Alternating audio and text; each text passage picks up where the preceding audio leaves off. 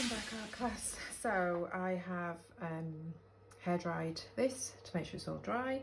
If you wanted to just leave it to dry naturally, go make a cup of tea, sit back and observe the painting and think about your next steps, then you could do that as well. I've refreshed my paint a little bit, changed my water. I'm ready to go for stage 2. So, card. So we've used watercolour, we've used a card with acrylics before, but I haven't tried it with watercolour, so here goes. So if we go back and have a look at this image again, so we can see we've got the first part, the first layer on, these watery washes. And now we're going to think about getting these harder marks on, so wet on dry. So we've got a dry surface, we've got wet paint. And so we're going to look at just scraping some of these shapes in to create the shapes of the buildings, the lampposts, etc. Okay. So if you don't want a full card full, say for example this building here, it's probably too much to have the whole card, so you could just hold your card slightly, and any card will do, by the way. This is just an old, points card, credit card, whatever. If you a bit of mountboard even works quite well. Welcome back, art class. So I have hair dried this to make sure it's all dry. If you wanted to just leave it to dry naturally, go make a cup of tea, sit back and observe the painting and think about your next steps, then you could do that as well. I've refreshed my paint a little bit, changed my water. I'm ready to go for stage 2. So, card.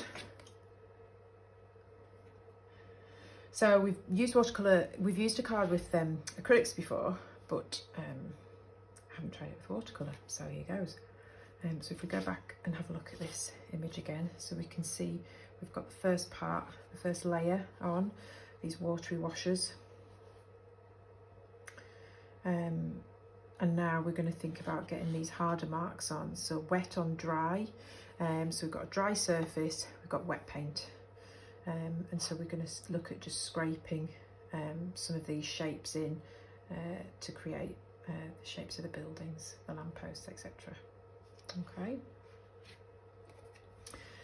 So if you don't want a full card full, say for example this building here, it's probably too much to have the whole card, so you could just hold your card slightly, and any card will do, by the way. This is just an old points card, credit card, whatever.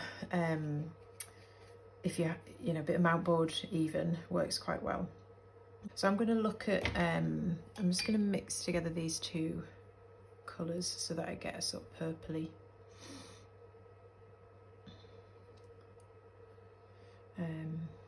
let's just think about this. Yes. Okay. So then, yeah, if you didn't want the whole card, then just think about where in the paint you're putting your card and how much paint you've got on your card. So, I could, for example, okay, that's probably about the right amount of paint for me to put a line there for the top of the building. Okay. The paint will run out quite quickly, so you'll have to, keep refilling. But actually, what's quite nice about this technique, as you can see already, is that you get sort of these broken lines, which make it sort of feel a bit more suggestive. And while the paint's running out, sometimes it's quite nice just to sort of mark in some additional sort of paler lines that you can go back to later. Okay.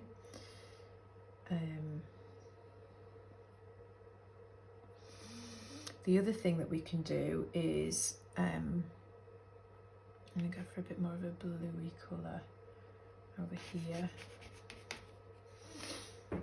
Okay, so if we think about the top of this building, I'm going to try and scrape the paint down. See where it is on here. And then come down there as well. So that's quite a nice effect, isn't it, for the edge of that roof line there.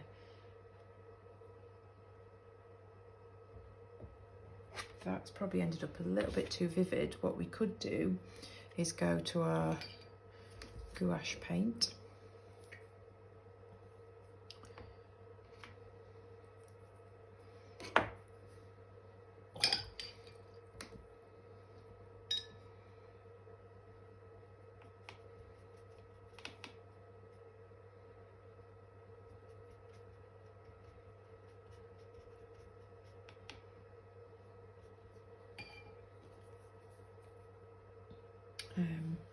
Just check my width.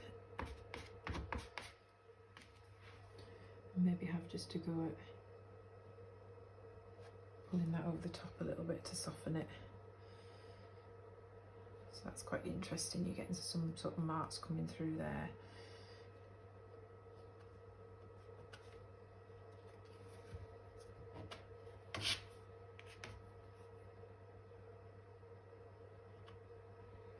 So, as with any abstract or semi-abstract technique, there's an element of serendipity, there's an element of playfulness here, which is actually quite nice. I find it quite freeing, actually, now that you can sort of just make some marks and see where they take you a little bit. I know that can feel quite stressful for people, some people, if you want sort of more control. But the thing to remember is just thinking about what draws you to the image originally and trying to retain that through your painting. So what I said at the start of this video was that I really like the colour. So I'm trying to retain that level of sort of vividness and colour. And I liked the sort of blurred qualities of the image, so they have come about by using those wet in wet techniques. I'm getting some sort of suggestive blurring going on, and then you can sort of bring an element of connection into it by these techniques, by adding more detail to it at this stage. If you're doing a building and we're making marks like this, what the important things to remember is the basic proportions. So for example, I'm looking at that line now and thinking, actually the angle isn't quite right, it should have been slightly more angled. Does it matter? No. You know, as long as I roughly go, can we see the angle of the windows? Look at the angle of the windows when we come down to here. So eye level, horizontal, so my marks need to be horizontal at that level, slightly diagonal at that level, and then slightly more there, and then that will give you that sense of perspective, and those lines then help to lead you to those distant points as well. So when you're making your marks, it's thinking about, I'm trying to get everything to sort of lead. When I made marks on here, you know, these marks are helping with the perspective to lead into that central point. The dark marks here are gradually getting smaller and smaller into the distance, so I'll need to accentuate that section. And the fact that there is light and shade as well, so if we look at this signpost, you have got a light and a dark section, so actually this technique that I've just done I might be able to use just to play around with that a little bit. So it's trying to retain those levels of interest that drew you to the image originally. Why are you wanting to paint the image, and try and sort of think about those images. I think it's easier to work on an abstract painting from a slightly abstract image, so you know that's sort of doing the work for you a little bit, so it helps a bit, doesn't it? Okay, so we've got sort of some fencing coming around here, and obviously the level of detail is entirely up to you. We can see already, you know, looking at the difference. I've same artist done this twice, and there's differences already, and that's as with every watercolour painting. You know, very rarely it turns out exactly the same, but that's a beauty of it. That's a quality. That's a positive, not a negative. I think it makes it a lovely, unique medium, as with any painting really. But I think we should celebrate that a little bit.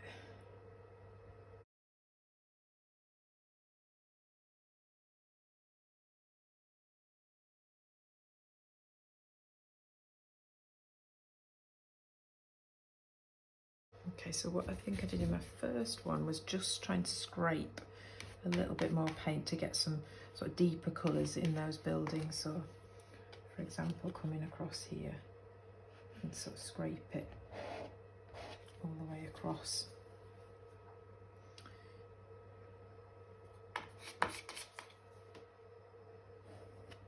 That's quite nice. That's nice because what's happening there is we've got pink underneath, and then we're starting to see the blue sort of creates a texture over the top. So like that. Try and do some more of that over here. So that's the lamppost, that's the building. So if we scrape some of that blue across, we get a bit of texture on the building, don't we?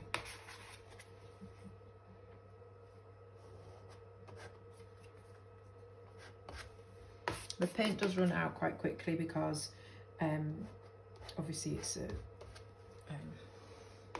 not a porous surface. It's not like a brush where it's going to keep running.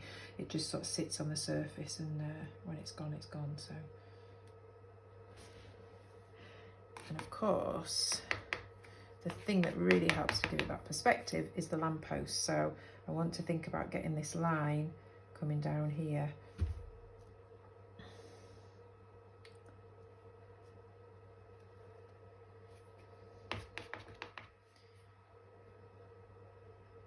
So then another one there, and then these lines are going to gradually get smaller and smaller and closer together.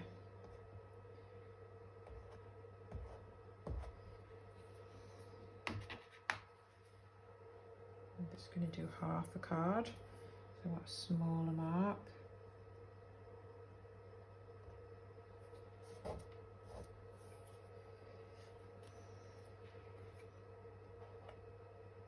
Make that one longer to get that idea of the perspective. And I think I'll probably just add that arch with a paintbrush or something afterwards. I'll try and go a bit higher up.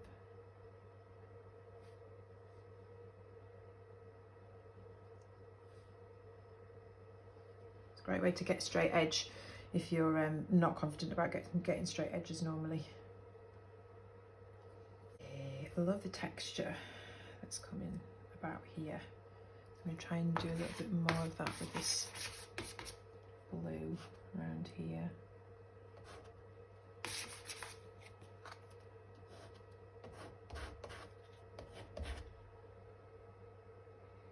So you could then go back in, think about painting all those small windows if you want, but I think you start to get quite hung up on the detail then, and it's whether it needs it. Got some more lines around here, haven't we?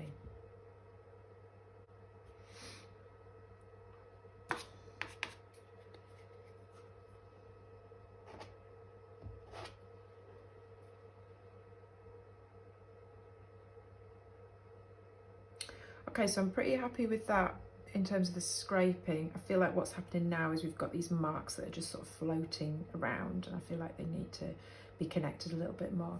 So I'm going to dry this off because I don't want these straight marks to run and to be lost. So I'll dry that off, and then I think we'll come in and add some of these dark shapes into the background just to sort of link it all together and do some finishing touches.